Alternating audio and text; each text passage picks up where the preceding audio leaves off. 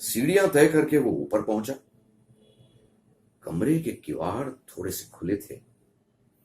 अशोक ने झांक कर देखा। नसीम बानो पलंग पर लेटी थी और उसके पहलू में एक साहब बैठे उससे हौले हौले बातें कर रहे थे। अशोक ने पहचान लिया, वो मिस्टर एहसान थे जिनसे उसका तारुफ हो चुका था। अशोक ने जब कैप्टन सिद्दीकी से उस मामले के मुतालिक बात की तो वो मुस्कुराए। ये सिलसिला काफी अरसे से जारी है। शादी पर और शादी के बाद कुछ देर अखबारों में हंगामा रहा, मगर फिर नसीम फिल्मी हलकों से ओझल हो गई। इस दौरान में फिल्मी दुनिया में कई इनकलाब आए। कई फिल्म कंपनियां बनी, कई टूटी, कई सितारे उभरे, कई डूबे। हिमांशु राय की अफसोसनाक मौत के बाद बॉम्बे टॉकीज में तवायफुल मलूकी फैली हुई थी। देविका रानी और राय बहादुर चुनीलाल में बात बात पर चलती थी। नतीजा ये हुआ कि राय बहादुर अपने ग्रुप के साथ बॉम्बे टॉकीज से अलविदा हो गए। इस ग्रुप में प्रोड्यूसर एस मुखर्जी, मशहूर हीरो अशोक कुमार, कवि प्रदीप, साउंड रिकॉर्डिस्ट एस वाचा, कॉमेडियन वीएच देसाई, मुकालमे निगार शाहिद लतीफ और संतोषी शामिल थे। बॉम्बे टॉकीज से निकलते ही इस ग्रुप ने एक नई फिल्म कंपनी फिल्मिस्तान के नाम से कायम की। प्रोडक्शन कंट्रोलर एस मुखर्जी मुकर्रर हुए, जो एक सिल्वर जुबली फिल्म बनाकर बहुत शोहरत हासिल कर चुके थे। कहानी वहानी लिखी गई, स्टूडियो नए साजो सामान से आरास्ता हो गया, सब ठीक ठाक था, मगर प्रोड्यूसर एस मुखर्जी सख्त परेशान थे। बॉम्बे टॉकीज से अलहदा होकर वो देविका रानी को खार देने के लिए कोई सनसनी फैलाने वाली बात पैदा करना चाहते थे, और ये बात हीरोइन के इंतखाब के मुतालिक थी। बैठे बैठे एक दिन एस मुखर्जी को यह सूझी कि नसीम बानो को वापस खींच कर लाया जाए। ये वो जमाना था जब उसे अपने ऊपर पूरा एतमाद था। पे दर पे कोई कामरानियों के बाद उसको यह महसूस होने लगा था कि वो जिस काम में हाथ डालेगा पूरा कर लेगा। चुनाचे फौरन ही नसीम बानो तक पहुंचने के रास्ते सोच लिए गए। अशोक की वजह से एस मुखर्जी के भी कैप्टन सिद्दीकी से बड़े अच्छे ताल्लुकात थे। इसके अलावा राय बहादुर चुनीलाल के एहसान के वालिद खान बहादुर मोहम्मद सुलेमान ने बहुत बेतकल्लुफ मनासिब थे। चुनाचे दिल्ली में नसीम तक रसाई हासिल करने में एस मुखर्जी को किसी मुश्किल का सामना न करना पड़ा, लेकिन सबसे बड़ा मरहला पहले एहसान को और फिर नसीम को रजामंद करना था। मुखर्जी की खुद एतमादी काम आई। एहसान ने पहले तो साफ जवाब दे दिया, लेकिन आखिरकार रजामंद हो गया। फतेहमंद होकर जब वो वापस बंबई आया तो अखबारों में यह खबर बड़े ठाठ से शाया कराई कि फिल्मिस्तान के पहले फिल्म चल चल रे नौजवान की हीरोइन परी चेहरा नसीम बानो होगी। फिल्मी हलकों में सनसनी फैल गई, क्योंकि नसीम फिल्मी दुनिया से हमेशा के लिए अलहदगी इख्तियार कर चुकी थी। ये उस जमाने की बात है जब मैं 1.5 बरस ऑल इंडिया रेडियो दिल्ली के साथ मुंसलिक रहकर वापस बंबई आया था और सैयद शौकत हुसैन रिजवी के लिए कहानी लिखने में मसरूफ था। ये कहानी लिखी गई, चंद और कहानियां भी लिखी गई। इस दौरान में घर से निकलना बहुत कम हो गया था। मेरी बीवी मेरे इस घरेलूपन से तंग आ गई थी। उसका ख्याल था कि मैं यूं अपनी सेहत खराब कर रहा हूं। शाहिद लतीफ से मेरे मरासिम अलीगढ़ यूनिवर्सिटी से चले आ रहे थे। फिल्मिस्तान के कामों में जब भी फरागत मिलती वो मेरे यहां जरूर आता। एक दिन आया तो मेरी बीवी ने उससे कहा, शाहिद भाई इनसे कहिए कहीं मुलाजमत कर लें। घर बैठकर इनका काम करना मुझे अच्छा नहीं लगता। सेहत खराब कर रहे हैं, कहीं मुलाजमत कर लेंगे तो घर से बाहर कदम तो रख करेंगे। चंद रोज के बाद मलाड से शाहिद लतीफ का फोन आया कि प्रोड्यूसर एस मुखर्जी مجھ سے انٹرویو کرنا چاہتے ہیں، کیونکہ سینیریو ڈپارٹمنٹ کے لیے انہیں ایک آدمی کی ضرورت تھی۔ ملازمت کی مجھے کوئی خواہش نہیں تھی، صرف اسٹوڈیو دیکھنے کے لیے میں فلمستان چلا گیا۔ فضا بڑی اچھی تھی، جیسے کسی یونیورسٹی کی۔ اس نے مجھے بہت متاثر کیا۔ مکھرجی سے ملاقات ہوئی تو وہ مجھے بے حد پسند آئے، چنانچہ وہی کانٹریکٹ پر دستخط کر دیے۔ تنخواہ بہت تھوڑی تھی، کل 300 روپے ماہوار، اور فاصلہ بھی کافی تھا۔ الیکٹرک ٹرین سے 1 گھنٹے کے قریب لگتا تھا گورے گاؤں پہنچنے میں۔ لیکن میں نے سوچا، ٹھیک ہے تنخواہ تھوڑی ہے، لیکن میں ادھر ادھر سے کما لیا کروں گا۔ شروع میں تو فلمستان میں میری حالت اجنبی کی سی تھی، لیکن بہت جلد میں تمام سٹاف کے ساتھ گھل مل گیا۔ ایس مکھرجی سے تو میرے تعلقات دوستانہ حد تک پہنچ گئے۔ اس دوران میں نسیم بانو کی صرف چند جھلکیاں دیکھنے کا اتفاق ہوا۔ چونکہ سینیریو لکھا جا رہا تھا، اسی لیے وہ چند لمحات کے لیے موٹر میں آتی اور واپس چلی جاتی تھی۔ ایس مکھرجی بڑا مشکل پسند واقع ہوا ہے۔ مہینوں کہانی کی نوک پلک درست کرنے میں لگ گئے۔ خدا خدا کر کے فلم کی شوٹنگ شروع ہوئی، مگر یہ وہ سین تھے جس میں نسیم بانو نہیں تھی۔ بالآخر اس سے ایک روز ملاقات ہو گئی۔ اسٹوڈیو کے باہر فولڈنگ کرسی پر بیٹھی تھی، ٹانگ پر ٹانگ رکھے تھرمس سے چائے پی رہی تھی۔ اشوک نے میرا اس سے تعارف کروایا۔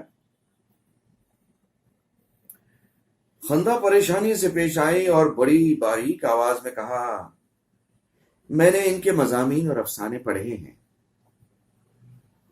تھوڑی دیر رسمی گفتگو ہوئی اور یہ پہلی ملاقات ختم ہوئی۔ چونکہ وہ میک اپ میں تھی، اسی لیے میں اس کے اصلی حسن کا اندازہ نہ کر سکا۔ ایک بات جو میں نے خاص طور پر نوٹ کی وہ یہ تھی کہ بولتے وقت اسے کوشش سی کرنی پڑتی تھی۔ یوں کہیے کہ جب وہ بولتی تھی تو مجھے یوں محسوس ہوتا تھا کہ وہ تھوڑی سی مشقت کر رہی ہے۔ پکار کی نسیم میں اور چل چل رہے نوجوان کے نسیم میں زمین و آسمان کا فرق تھا۔ ادھر وہ ملکہ نور جہاں کے لباس فاخا میں ملبوس، اور ادھر بھارت سیوا دل کی ایک رضاکار کی وردی میں۔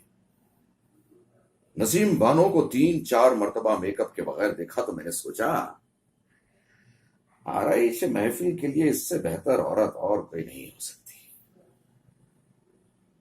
وہ جگہ، وہ کونا جہاں بیٹھتی تھی یا کھڑی ہوتی، ایک دم سج جاتا۔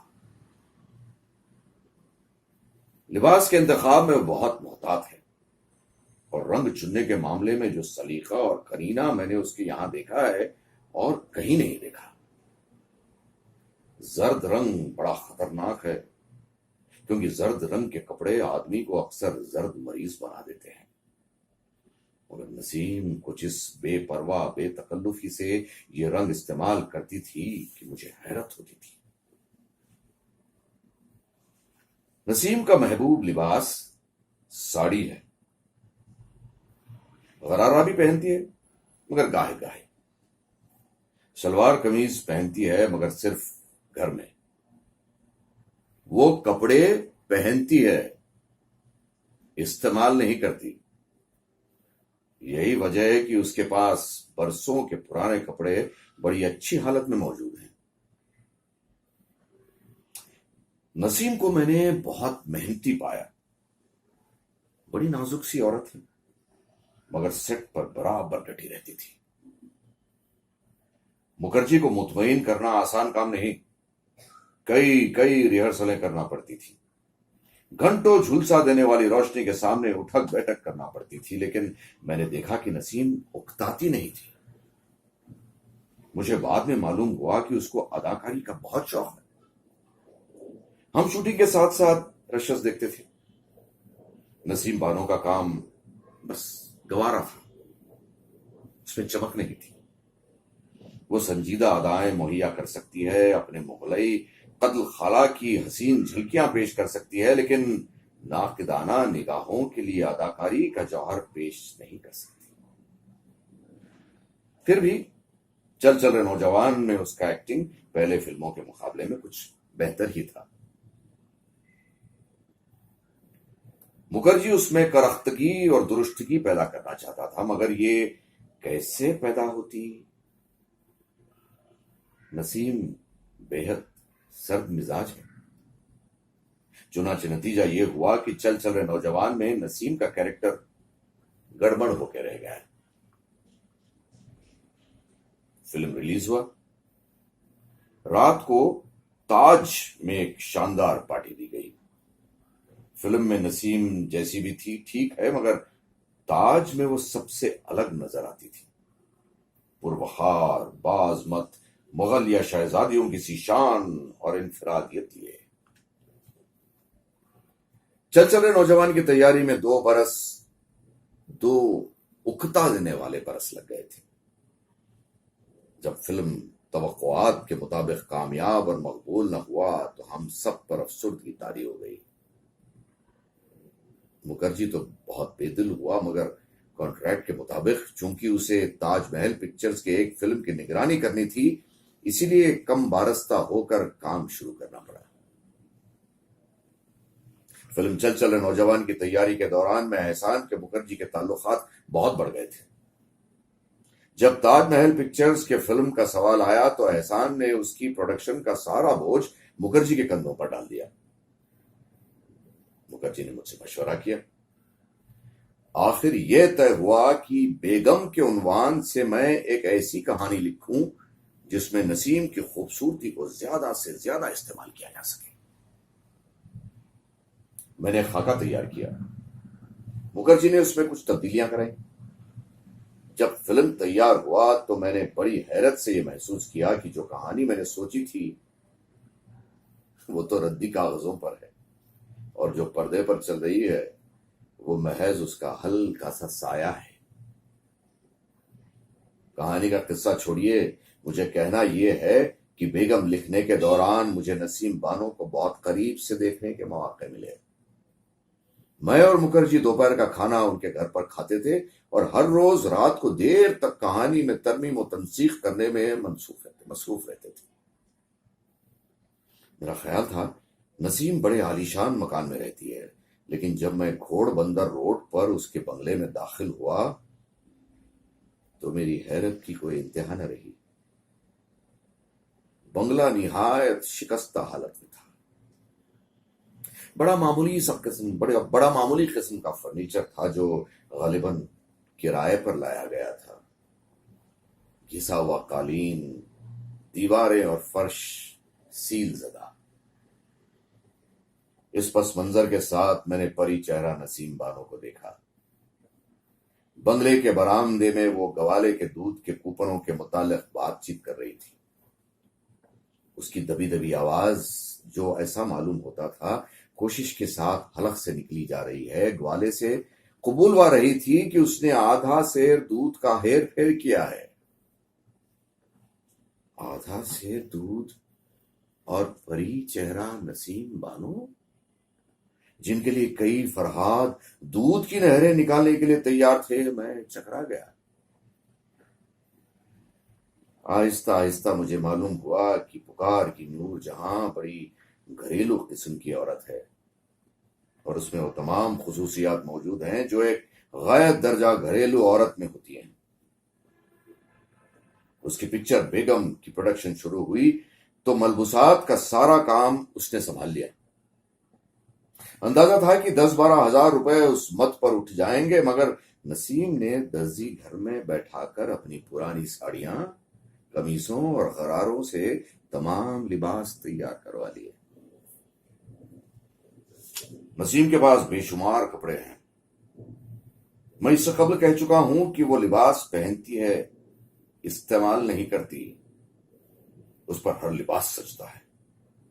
یہی وجہ ہے کہ بیگم میں ایس مکھرجی نے اس کو کشمیر کے دیہات کی ایک الہڑ لڑکی کے روپ میں پیش کیا.